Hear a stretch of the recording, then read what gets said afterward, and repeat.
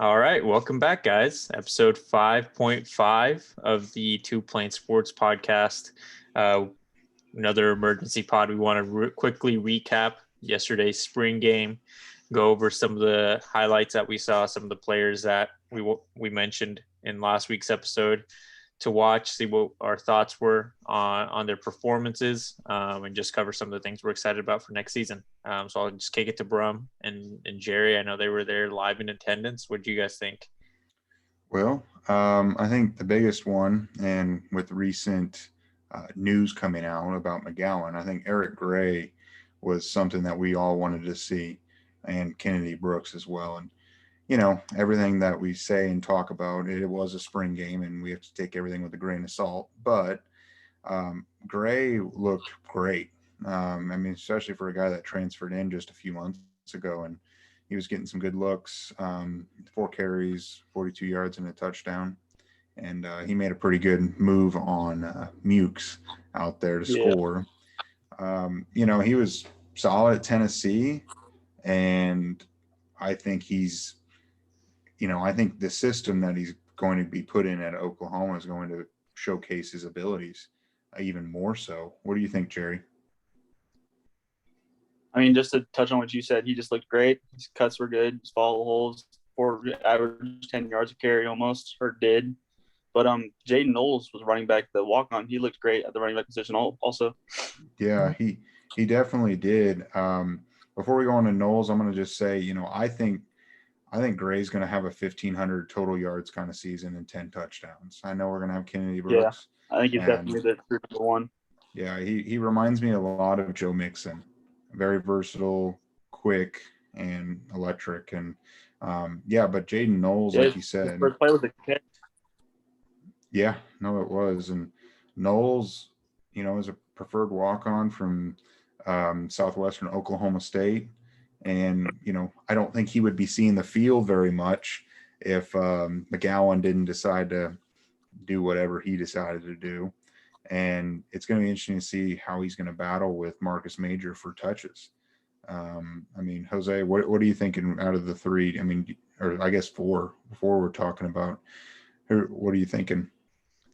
Well, I think it's, being Oklahoma, we're going to run a stable of running backs. I think that during the first three games, those two, out of conference games, the warm up games, as we like to call them, and then the game against Nebraska, we're going to get to see who's actually going to start. Who's going to be our true number one. So hearing you guys talk about Gray being like a Joe Mixon is exciting because, we haven't had a running back. Kennedy Brooks has been great, but I think in recent history, Joe Mixon and the P. Ryan combo were the best running back duo, and just as individuals, they're the best running backs Oklahoma's had in a long time. So Gray being kind of like Joe Mixon is going to be great for the Lincoln Riley offense because that means we're going to be not only is there going to be a lot of passing downfield, but we're going to see how the offense will be able to spread out a lot more now that they have a backfield threat, not just to run, but to catch the ball. And then KB will just be, the P run of the duo. He's going to be smashing it down the middle, getting a ton of yards. Hopefully he takes a knee at the Bedlam game, just like P Ryan did. But yeah, it's exciting for Knowles. It's awesome that he got to get on the field. It's great that he's getting so much time now for fans to get excited for him. Cause even though he might not play this year, is having the fans behind him and the experience in the offense, he'll probably get to play for sure next year. But hopefully he can get in there, get some touches in games where we're blowing him out. And if a running back struggling, KB or Gray, hopefully he can hop in and just be that change of pace so that we can get rolling again in the running game. Yeah, and I think Gray is like a home run hitter. We've been looking for a guy since Joe Mixon that can just go all the way. We've always had good running backs, but we need someone that can change the game with one run. But yeah, I think the running back situation, I think the McGowan deal hurts, but I think we'll be totally fine. And obviously losing Stevenson from last year doesn't help either. But and then we can go on and talk a little bit about the quarterbacks. We've got Spencer and then Caleb Williams. I mean, everyone's kind of jumping on Spencer. He struggled a little bit. But then again, it is a spring game. They weren't pulling out all the stops, and it looks like a team that, you know, was a little rusty and hasn't played a whole lot. And, there were some people out, and I think we need to pump the brakes on the whole Caleb Williams might start over Spencer Rattler. I mean, Rattler is like a Heisman favorite and front runner. I don't think you can take a spring game that, they're not trying at that hard and not hitting each other nearly as hard. And I just I don't buy into it. But Caleb Williams did look good. I mean, he looked like he lived up to the hype, and he has everything to do well. He's very fast. He can run the ball. He was making great reads. I think he only had one incompletion. And I mean, I think what we can take away from that is I don't think he's going to start this year unless, some sort of injury happens to Rattler. But I do think whenever Rattler leaves, whether it's end of this year or the year following, I think we're going to be in very good hands. I don't think we need to worry. And whenever he does start his very first year, I think there's going to be a lot of growing pains. I mean, it's just like Spencer did. I mean, when you think about Rattler from last year, we lost a few games that we probably shouldn't have, and he made a few decisions that I don't think he would make now. And that's just part of playing a true freshman. What were you thinking, Jerry? He just looked very comfortable back there. Caleb did. I mean, he was just reading everything. He was very decisive. Didn't really hold the ball long. Knew where he wanted to get it. Just got the ball out quick, accurate. I mean, just like you said, you can tell the future's bright. Of course, Spencer's going to start this year, but definitely not going to be worried once he leaves because he looked great. Definitely. Jose, did you have anything to add on to that at all, or kind of the same thing? No, yeah, I think Rattler.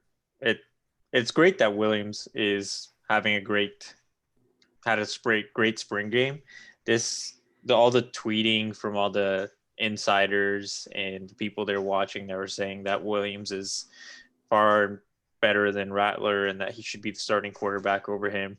Kind of reminds me of when K1 was coming into the year that he was about to start. I remember that it was Tanner Mordecai. People were saying after the spring game that Tanner should be the starter over K1, that Kyler should just stick to baseball, go play in the MLB, don't bother coming back for football because of a spring game performance. But just like this year, he only played a couple drives, and Tanner at the time was playing most of the game. And now we're having that same situation now with Caleb Williams, Spencer Rattler.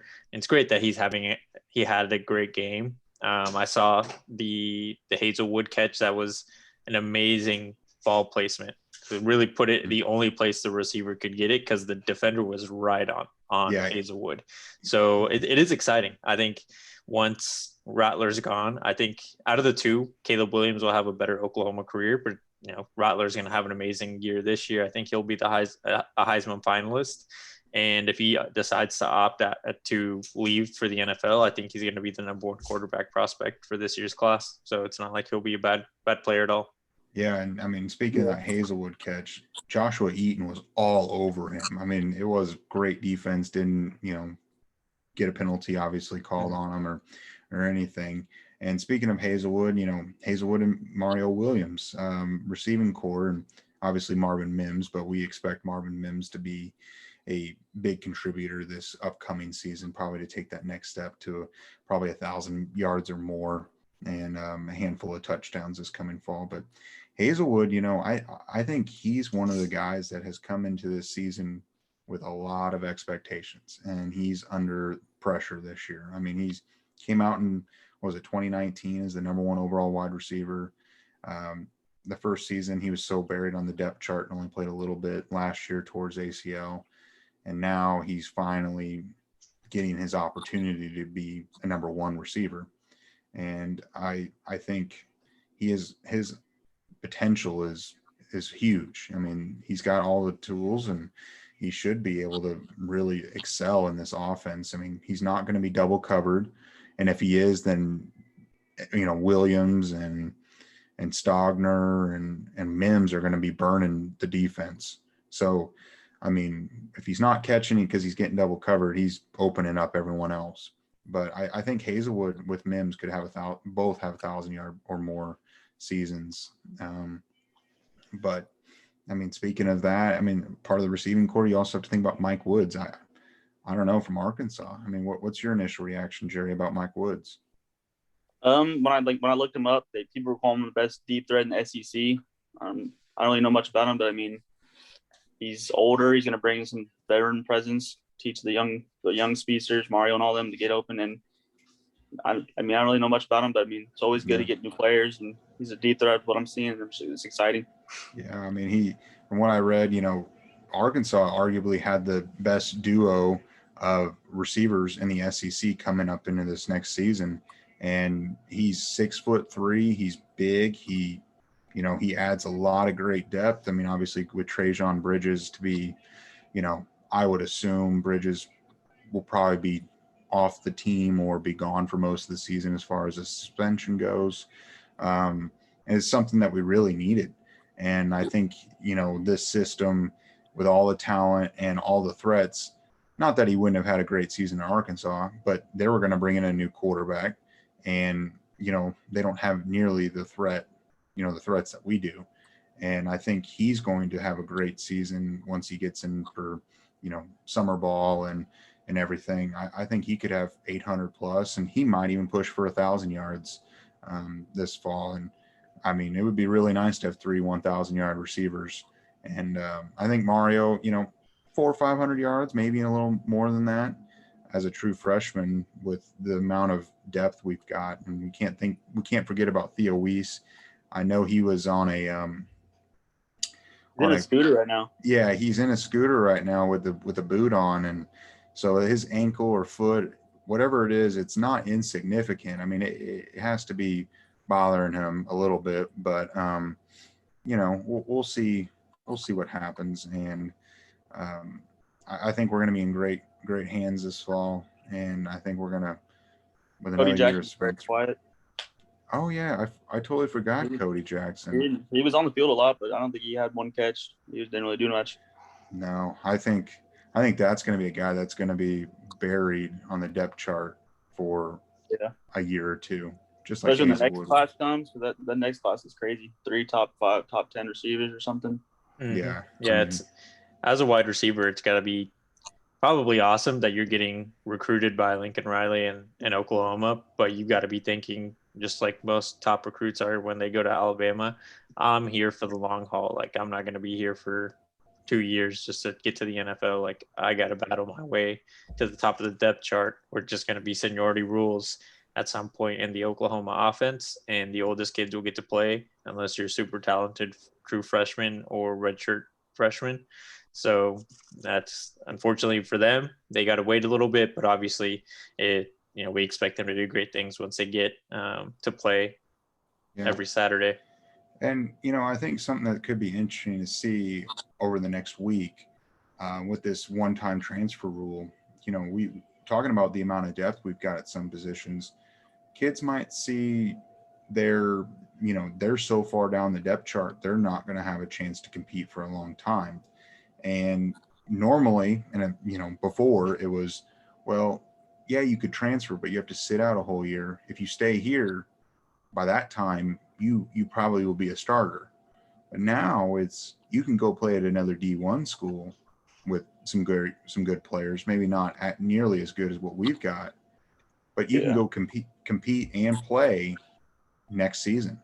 And so I'm interested to see. I would imagine we're going to have a couple of transfers this coming week. I don't know who. I don't have an idea. But I'm sure a couple kids down the depth chart might pull the plug and look elsewhere, which I mean, fair enough. I like the transfer deal. I mean, we've definitely benefited from a few transfers this off season. Thanks to the Volunteers for blowing up their program. Yeah, the Volunteers. And I mean, we're getting a bunch of talent from the SEC. I wouldn't have ever thought they would leave the best conference and it just means more there to come play in the Big 12. But, I mean, it might be changing. I don't know. So, I mean, that's really my biggest takeaways from the offensive side. You guys have any final thoughts? Oh, yeah, Andrew Rain. Yeah. Center. Yeah, Broken Arrow product. It seems like Chris Murray, the UCLA transfer, him and Brum have been battling for the starting center spot, and Brum seems to be, as of right now, getting the nod over him. And I think also, speaking of Tennessee, Wayne Morris, he played on the spring game as well. So it looks like he might be in the cards to be a starter for our offensive line. I mean, for that kind of talent, you would think that he would probably start he's a immediately. five. But and Bray Walker, from what I've read, he's looked great this spring ball, and it's about time he comes around to it, because he had a lot of hype coming out of high school, and he's been kind of struggling and filling out his frame. But I think he's close, so which is pretty exciting. I don't know. I feel like our offensive line, it normally takes, when we have this much turnover, it takes a couple games before they really start to gel and play well. So I don't know. It's gonna be interesting to see. I'm excited for this upcoming season, or especially on the offensive side. But anything else, Jose, on the offensive side? No, I think we've got the offense covered. Obviously, we're going to be high powered, just as like every year. And after going over the depth that we have at every single position on the offense, why not challenge, the LSUs and the Alabamas of the last 2 years to be the best offense in college football ever? I think it's very possible with the weapons we have right now. And these next couple of seasons are going to be when the Sooners are going to should capitalize to get to the national championship. They should. I mean, if we don't win it this year, I mean, it's going to be tough, because Clemson with DJ Uiagalelei, he's going to have a full year, and then Bryce Young at Alabama. I mean, we should win it this year. I mean, there's no reason not to, unless barring a catastrophic injury to Rattler or someone like that. So, but we can get on to the defensive side. Jerry or Jose, do you want to start us off? I think the DB is like an open competition. I don't think we have any for sure starters at the spring game. You can just see a bunch of them just rotating: Latrell, Kendall Dennis, Joshua Eaton, the Harrington dude, number 16, Jordan Mukes. It doesn't look like they have solid starters right now, which is a good problem. Everyone's competing. It's just curious who's going to start. Yeah, and I believe another one that wasn't. There was a couple that didn't play. Was Woody Washington. I didn't see him out there. Pat Fields didn't play either. Pat Fields. So I think that opened the door for some of the younger guys to get an opportunity. I'm a big fan of Jordan Mukes. I'm a fan of measurables. You've got DBs that are bigger, longer, and more physical, and Mukes is that. I mean, he's 6'3", and he might be even 6'4" from what people have said. He's huge, and he had 6 tackles. He was a 3-star coming out of Choctaw, Oklahoma this past year, and Grinch did say after the game that Mukes is further along than they expected him to be at this point. And but Grinch did say there's a long way to go, but that's encouraging, and I expect him to play a big role. He might not start, especially at the beginning of the year, but I think he's going to be a rotation kind of player, because Grinch does play like a platoon and rotates guys in to keep them fresh for all 4 quarters. I think Bowman's going to be our freshman that sees the field as most on defense this year. Mm-hmm. We have to mention him, but I think he looks great. Yeah, he showed his speed. He's got great coverage, and Grinch did say that whenever Bowman was exploring his opportunities on the offensive side, that he would be devastated if he played on the offense with the amount of talent he's got to play defense. And it seems like Bowman has realized, and the coaches have let him know, that we are so loaded on the offensive side, you're probably not going to play. And I don't blame the kid. I'd go play on the side of the ball that needs me, and he might be better on the defensive side. Yeah, just with he his got ball on special teams too. Just let him play. Let him play. Let him be Charles Woodson of today. Let him get the Heisman. Let him be the transformational player that we haven't seen since Woodson. But I think it's awesome that our defense is back. I know earlier today we tweeted, the graphic about how Grinch has affected our defense since he's stepped on campus, and I don't see the way that he's recruited him, Lincoln, and the rest of the staff have recruited for the defensive side of the ball. I'm excited. I think, like I said earlier, this is the time to capitalize. Our team on both sides of the ball are very talented, and the DBs are going to figure it out. Grinch obviously knows what he's doing, and when he schemes up teams, they just got to stay fresh. Stay focused, get to the ball, speed D. His mantra. You just got to keep playing the way Grinch likes to play football, and get our nose in there. I know the DJ Graham interception that wasn't called correctly. We're going to be seeing a lot of that, obviously called correctly in the regular season, but I think we're going to be a high turnover team, creating turnovers.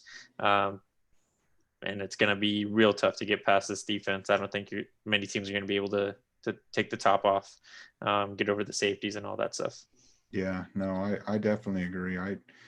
It's exciting to see. And, another DB is Keyshawn Lawrence from, Tennessee. He got the opportunity since Pat Fields was out, and he took advantage. And, it's just, you can just tell the speed and the size and the strength that he's got. I mean, just a couple years ago, we didn't have nearly that kind of talent. We might have had one or two players, but now that we've got a whole defensive back room to be able to, roll out, and it doesn't matter who's playing, they can all play. And he took right over, it seemed like, for Bookie's spot at the nickel. I know Cradell didn't play as well either, so Cradell might be the starter there this fall, just because he's been in the system a little bit longer. But I see him to be as a contributor for us this fall as well. And you talked a little bit about DJ Graham, and there's just so much talent that I think we're going to be able to put out whoever and keep the guys fresh and do that. Yeah. But the defensive front and the front seven with Shane Witter, he was flying around making tackles, and he might be a star in the making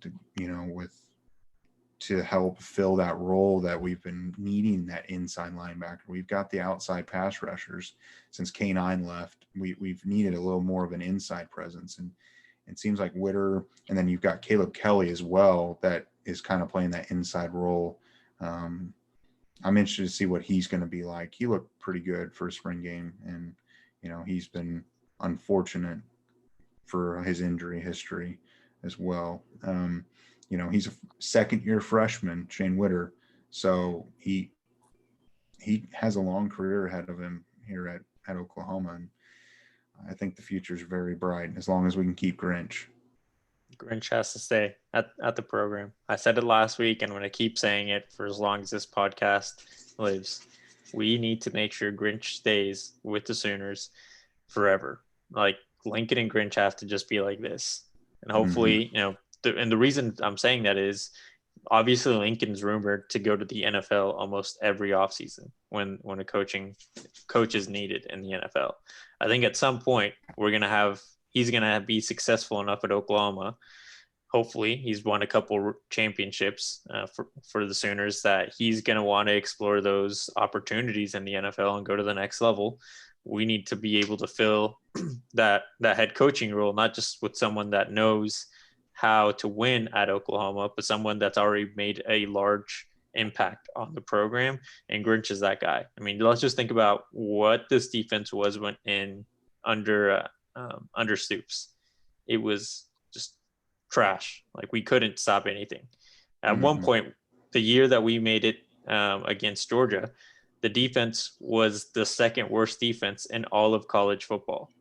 And then he steps in, and now we were just average last year, but the team gets better, and I could see it being a top 20 defense this coming season, hopefully.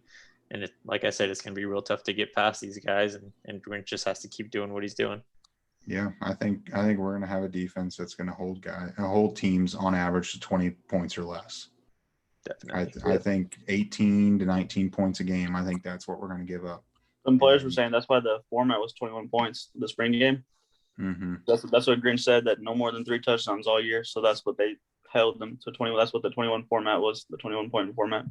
Yeah, no, I think we've barring some big injuries. I mean, we've got all the makings to win a national championship, and we've been long overdue. And I think, I've gone into a few seasons thinking we've got a pretty good shot, but this is the first year where I seriously think we could win it all, and we should. I think we And should be the favorite, and yeah, all betting, all betting platforms. I mean, obviously they're probably going to have Alabama or Clemson, probably even Georgia this year. I know there was a lot of hype around them at the end of last season, but there's no reason Oklahoma should not be the favorite for all of it. Not just the Big 12. Obviously, I think it's almost a lock that this season might be one of the easier seasons to win the Big 12, just because Texas has a new coach. The Pokes always suck. There's no Iowa State's going to be obviously a challenge. So hopefully we can get past them. Just remembering them and Matt Campbell. They're obviously building a great program, but we only have one team to get by this year, not a small pack to try to get past to win the Big 12 again. As long as we don't fuck up and do this one, we drop one game. We always have one stupid loss. Yeah, we always do that one fuck up loss. Let's avoid that loss this year, and there's no reason we aren't the 1 or 2 seed going into the college football playoffs. Yep. And also to wrap it up, we did pick up a commitment yesterday after the spring game. A JUCO transfer, Alex Paradis Jr. I think that's how you pronounce his last name. He's coming in from Independence Community College, and he's going to compete for the center, starting center position with Chris Murray and Andrew Rain. I'm not saying he's going to start, but he does provide some good depth and could make it interesting this fall. And, he must have really enjoyed what he's seen. And from what I've read so far, it seems like a few of the recruits, Gentry, Williams, and Luke Hask, I think from Bixby, the tight end, seemed to have pretty good weekends. And it'll be interesting to see the ramifications of this game and leading up into the Champ U barbecue in the middle of June. See what this does for us. I think it's a good start, and we've got a lot to look forward to over the summer and the fall. Definitely. Gentry is a defensive back, right? Yeah, 5-star defensive back out of Tulsa. As soon as that guy signs, go ahead and project Oklahoma to be the number 1 overall defense. Him and Billy Bowman are not going to let anyone pass them. Yeah, no, I mean he's extremely talented from Booker T, and it'll be interesting to see what he's got. But I think that's all I've got. You guys have any final comments or thoughts about the game, or any recruiting or anything like that? Texas sucks. Yeah, as always. As always. So anyway, I think we can just wrap it up here. We're going to be releasing this here pretty quick, but look for another video coming out on Thursday at noon of this week. And like, comment, subscribe. Let us know what you think, and we'll get you a response for sure. So thanks for listening, and see you in the next one.